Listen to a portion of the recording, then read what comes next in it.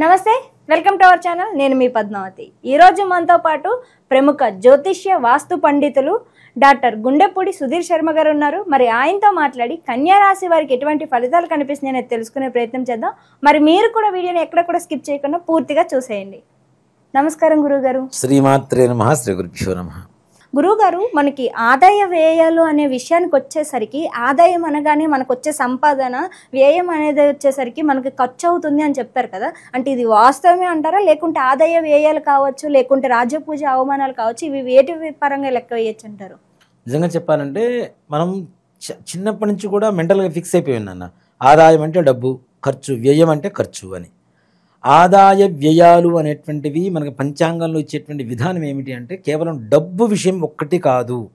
ఆర్థికం, ఆరోగ్యం, కుటుంబం, మనశ్శాంతి, విద్య, మనం అనుకునేటువంటి కార్య సంకల్ప విజయం, ఇవన్నీ ఓవరాల్గా కలుపుకుంటే వీటిల్లో ఏ ఒక్కటి లోపించినా మనశ్శాంతి లోపిస్తూ ఉంటుంది.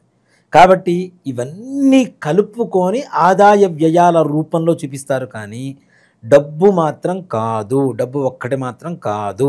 మనకి ఓవరాల్గా ఈ సంవత్సరం మొత్తం ఉండేటువంటి ఫలితం, మనకు ఉండేటువంటి మనశ్శాంతి, మనకు ఉండేటువంటి కార్య విజయం ఏదైతే ఉందో ఈ ఆదాయ వ్యయాల రూపంలో చెప్తాం. కానీ కేవలం డబ్బు ఒక్కటే ఎంత వస్తుంది, ఇంత ఖర్చు అవుతుంది అనేది మాత్రం పిచ్చి అపోహ అని చెప్తాను నేను. కాబట్టి ఆ విధంగా చూసుకోకండి. తప్పనిసరిగా మనం ఓవరాల్గా జీవితం మొత్తం సంవత్సరం, ఇప్పుడు 1% ఇంట్రెస్ట్ అని చెప్తారు నాన్న, బ్యాంక్ వాళ్ళు చెప్తున్నా. 1% ఏంటంటే ప్రయాణం కదా. అట్లానే ఆదాయ వ్యయాలు కూడా మన పంచాంగంలో చెప్పుకునేవన్నీ కూడాను సంవత్సరం మొత్తానికి పనికొచ్చేట్టుగా మనకు ఉండేటువంటి మనశ్శాంతినే ఆదాయ వ్యయాలుగా చూసుకోవాలని చెప్తాం. గురువుగారు, కన్యా రాశి వారికి ఉగాది నుంచి ఉగాది వరకు చూసుకున్నట్టయితే కనుక ఎటువంటి ఫలితాలు కనిపిస్తున్నాయి? దాంతోపాటు విద్య, ఉద్యోగ, వ్యాపార రంగాల వారికి ఎటువంటి పెట్టుబడి చిట్కాలు కనిపిస్తున్నాయి అంటారు వీరికి? ముఖ్యంగా నాన్న, కన్యా రాశి వారికి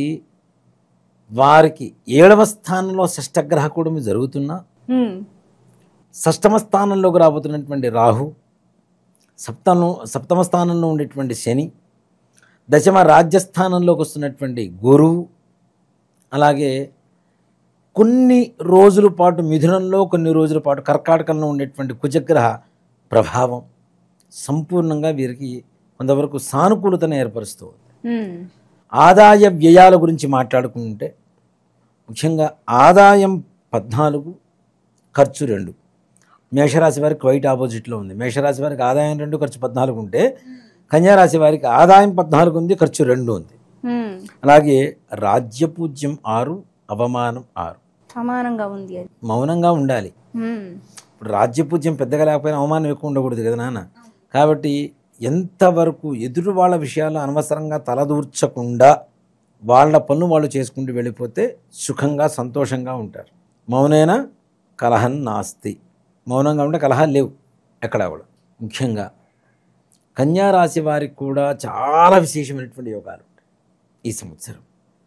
అనుకున్న పనులు అనుకున్న సమయానికి సానుకూలంగా వాళ్ళ కష్టానికి తగ్గ ఫలితాన్ని ఇస్తూ దిగ్విజయంగా పూర్తి చేసుకునేటువంటి పరిస్థితులు కనబడుతూ ఉన్నాయి.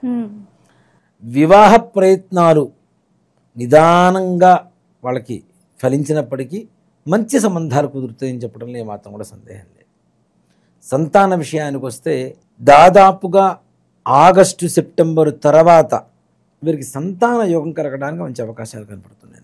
అంటే సంతానం అనేటువంటిది చాలా అతిపెద్ద సమస్యగా మారుతున్నటువంటి ఉద్భూతం అని చెప్తాను నేను. అలాంటి సమస్య నుంచి కూడా తప్పనిసరిగా ఈ రాశిలో ఉండేటువంటి పెళ్ళైనటువంటి స్త్రీలకు మాతృత్వం, పిల్లల కోసం ఎదురు చూసుకునేటువంటి వాళ్ళకి, అలాగే వంశాభివృద్ధి తప్పనిసరిగా జరుగుతూ ఉంటుంది. ఈ సంవత్సరం అతి ఎక్కువ మంది విదేశాలకు వెళ్ళేటువంటి వాళ్ళల్లో కన్యారాశి వాళ్ళు ఉంటారు. తప్పనిసరిగా వీళ్ళు ప్రయత్నం చిన్నది, ఫలితం చాలా పెద్దగా కనబడుతుంది. విదేశీ ప్రయాణ యోగాల్లో కావచ్చు, విదేశాల్లో చేసేటువంటి ఉద్యోగ పరిస్థితుల్లో కావచ్చు, ఉద్యోగాల కోసం విదేశాల్లో ప్రయత్నించేటువంటి వాళ్ళ కోసం కావచ్చు విశేషంగా యోగిస్తుంది. అలాగే ప్రభుత్వపరమైనటువంటి, ప్రైవేటు పరమైనటువంటి ఉద్యోగాల్లో ప్రమోషన్స్ తప్పనిసరిగా వస్తాయి. బదిలీలు, ట్రాన్స్ఫర్స్ అనేది చెప్పడం కష్టం, కానీ తప్పనిసరిగా ఇట్లాంటి వీరికి మాత్రం మంచి యోగదాయకంగా ఉంటుంది, ప్రమోషన్స్ వస్తాయి, మంచి జీతాలు పెరుగుతాయి, శత్రువులు కూడా మిత్రులుగా తయారవుతూ ఉంటారు. చుట్టూ వారితో పనిచేసేటువంటి వారితో అతి ఎక్కువ స్నేహంగా మెలిగేటువంటి పరిస్థితులు కూడా ఈ యొక్క కన్యారాశి వారికి కనపడుతూ ఉన్నాయి. అలాగే కన్యారాశి వారిలో ఇంట్లో ఉండేటువంటి పెద్దల అనారోగ్య పరిస్థితి, భయాందోళనగా ఉండేటువంటి పరిస్థితి కూడా మెరుగుపడుతూ ప్రశాంతమైనటువంటి వాతావరణానికి తీసుకుని వస్తూ ఉంటుంది. ఇంట్లో భార్యాభర్తల మధ్య చిన్న చిన్న విభేదాలు వస్తుంటాయి, కానీ ఎట్టకేలకు పర్లేదు బాగానే ఉంది అనుకునేటువంటి పరిస్థితి ఉంది. వివాహాది శుభకార్యాల కోసం మాత్రం అప్పు చేసి డబ్బులు తీసుకొచ్చి శుభకార్యాలు చేసేటువంటి పరిస్థితి కనపడుతుంది. ఆర్థికంగా వాళ్ళ ఖర్చుల వరకు వాళ్ళకి వెళ్ళిపోయేటువంటి పరిస్థితిలో బాగుంటుంది, కానీ మరి అత్యున్నతంగా ఉందని చెప్పడానికి లేదు, అంత మాత్రాన బాగా లేదు అని చెప్పడానికి లేదు. పర్వాలా, కుటుంబం గడుపుకోవడానికి కావలసినటువంటి అన్ని సౌకర్యాలు కూడా వీళ్ళకి చక్కగా దొరుకుతూ ఉంటాయి. అలాగే అప్పు ఇస్తున్నారు కదా అని చెప్పి ఎక్కువ అప్పులు చేసేటువంటి వాళ్ళకి మాత్రం ముందుగా హెచ్చరికగా చెప్తున్నాను, ఈ సంవత్సరంలో తీసుకునేటువంటి అప్పులు అసలు కంటే వడ్డీలు ఎక్కువ కట్టిన తర్వాతనే అప్పులు తీరేటువంటి పరిస్థితి కనపడదు. 100 రూపాయలు, 1 లక్ష రూపాయలు తెచ్చుకుంటాను నాన్న, 1 లక్ష రూపాయలకి 2 రూపాయలు వడ్డీ వేసుకున్నాం. ఈ 2 రూపాయల వడ్డీ చొప్పున ప్రతి నెల 2000 కడుతూ ఉంటారు. ఇది దాదాపు ఒక సంవత్సరం వరకు కడితే 24,000 వడ్డీ కట్టేస్తాం, అసలు కట్టేసేయచ్చు. కానీ తీసుకున్న 1 లక్ష రూపాయల కంటే వడ్డీ ఎక్కువ కట్టాల్సినటువంటి పరిస్థితి, ఆ కట్టిన తర్వాతనే తీరేటువంటి అప్పు, అసలైన అప్పు తీరేటువంటి పరిస్థితి కనబడుతుంది. కాబట్టి అవసరమైనంత వరకు మాత్రమే అప్పు చేయండి, ఆడంబరాలకు అప్పులు చేయొద్దని చెప్తాను ముఖ్యంగా. అలాగే వీళ్ళ చేతితో ఈ సంవత్సరం ఇచ్చినటువంటి అప్పులు వెనక్కి తిరిగి రావటం కూడా కష్టంగానే ఉంటుంది. ఓకే, ఇచ్చే విషయంలోనూ తీసుకునే విషయంలో రెండు విషయాల్లో జాగ్రత్త కావాలంటారు. అంతేకాకుండా ఇంకొక ముఖ్యమైన విషయం ఏంటంటే, ఎవరికైనా మీరు షూరిటీగా ఉండి, కన్యారాశి వారు షూరిటీగా ఉండి అడ్డు ఉండి ఇప్పిస్తే ఆ డబ్బులు కూడా వీళ్ళే కట్టుకోవాల్సినటువంటి పరిస్థితి. తీసుకున్నవాడు కట్టడు, ఎగ్గొట్టి వెళ్ళిపోతాడు, అది కూడా మన మీదే భారం పడుతుంది. ఏదో భేషజం కోసం నేను ఇప్పిస్తారా అని చెప్పి భుజం మీద చేసుకొని తీసుకుని వెళ్ళి ఇప్పించినంత సులువు కాదు అవతల వ్యక్తి, తీసుకున్న వ్యక్తి మరలా కట్టడం అనేది. అలాంటి పరిస్థితులు గ్రహస్థితుల వల్ల ఎక్కువ కనబడుతున్నాయి. కాబట్టి తగిన జాగ్రత్తలు అవసరం. ముఖ్యంగా కొంచెం హైట్ తక్కువగా తెల్లగా ఉండేటువంటి వ్యక్తులతో మరీ జాగ్రత్తగా ఉంది. ఇట్లాంటి వాళ్ళతోనే ఈ రుణగ్రస్తమైనటువంటి వ్యవహారాలలో చిక్కులు, చికాకులు, శత్రుత్వాలు, కోర్టులు, పోలీస్ స్టేషన్లు తిరగవలసినటువంటి పరిస్థితులు కూడా కనబడుతూ ఉంది. అలాగే ఇంట్లో సంతాన విషయంలో కూడాను సంతానం కొంత మేరకు పర్లేదు, అంతకుముందు ఉన్నటువంటి పరిస్థితి కంటే ఇప్పుడు మన మాట వింటున్నారు పిల్లలు అనుకునేటువంటి ఒక సామాన్యమైనటువంటి స్థితికి చేరుకునేటువంటి పరిస్థితులు ఉంటాయి. పిల్లలు కూడాను ఈ దుర్వ్యసనాలు బారి నుంచి బయటపడి సద్బుద్ధితో ప్రవర్తించేటువంటి పరిస్థితులు కనబడుతూ ఉంది. అలాగే వ్యాపారం విషయానికి వస్తే వీళ్ళు స్టాక్ ఉంచుకున్నటువంటి ఏవైతే ధాన్యాలు ఇట్లాంటివి ఉన్నాయో, పప్పులు ఇట్లాంటివి ఉన్నాయో, వాటి వల్ల అధికమైనటువంటి ధనయోగాన్ని పొందేటువంటి అవకాశాలు కనబడుతుంది. ముఖ్యంగా ఈ కెమికల్స్, పెట్రోల్ ఇట్లాంటి వాటికి సంబంధించినటువంటి ఫ్యాక్టరీలు, షాపుల్లో అగ్ని ప్రమాదాలు జరిగి కొంతమేరకు నష్టం వాటిల్లేటువంటి పరిస్థితి కూడా కనబడుతుంది. కాబట్టి తగిన జాగ్రత్తలు, ఇట్లాంటి వ్యాపారాలు చేసేటువంటి వాళ్ళతో మాత్రం కొంచెం జాగ్రత్తగా ఉండవలసినటువంటి పరిస్థితి ఆ వ్యాపారస్తులు. అలాగే ఇక రాజకీయ నాయకుల పరిస్థితికి వస్తే వీరికి ఉన్నతంగా ఉంటుంది, మంచి పదవులు వస్తాయి.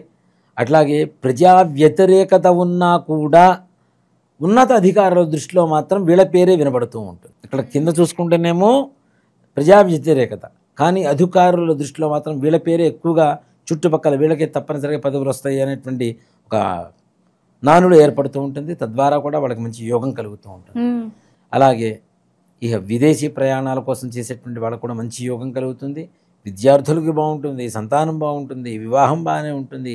రుణ బాధలు మాత్రం కొంచెం జాగ్రత్త.